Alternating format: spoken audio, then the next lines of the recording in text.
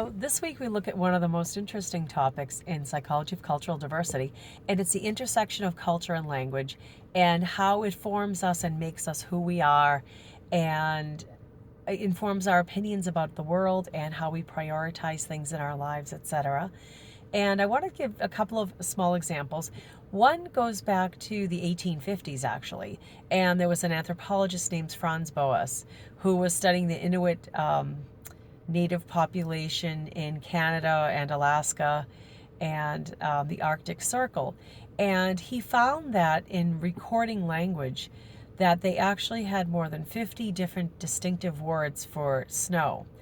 And if you think about that, the importance of snow in the Inuit culture and how it's prioritized, it dictates people's mobility, it dictates the economics, the work, etc. There were words for fluffy snow, there were words for wet, damp snow, there were words for sort of moderate snow that's good for pulling a sled, etc. So we see different priorities within cultures.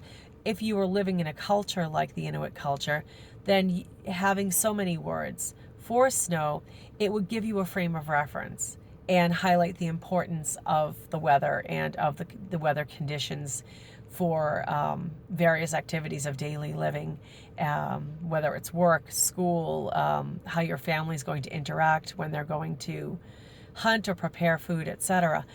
I also think back to an example I have when I was learning Turkish, and interestingly, in English, we generally have family names. They're pretty straightforward. You have an aunt, you have uncle, you have cousin, brother, sister.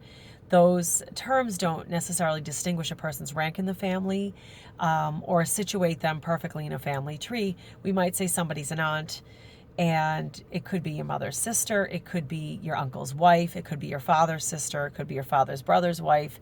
It might just be a dear friend of the family who everyone refers to as auntie, but she's actually not a blood relative.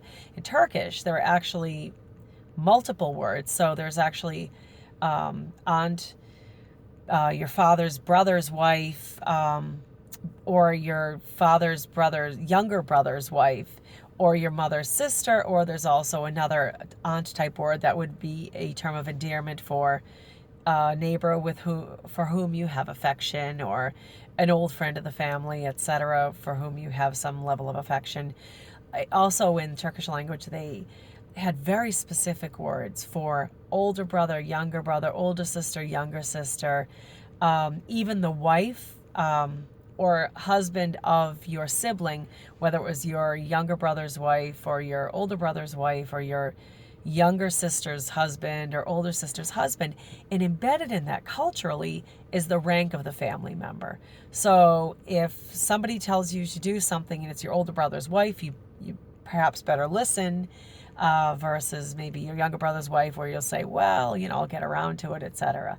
So once again, prioritizing the family, rank in the family, who has sort of the right of way or the right to say, or sort of, dictate the family dynamics, etc. So fascinating chapter. I hope you enjoy it. Like I said, it's one of my favorites. I hope you enjoy this week and look forward to the discussion with you.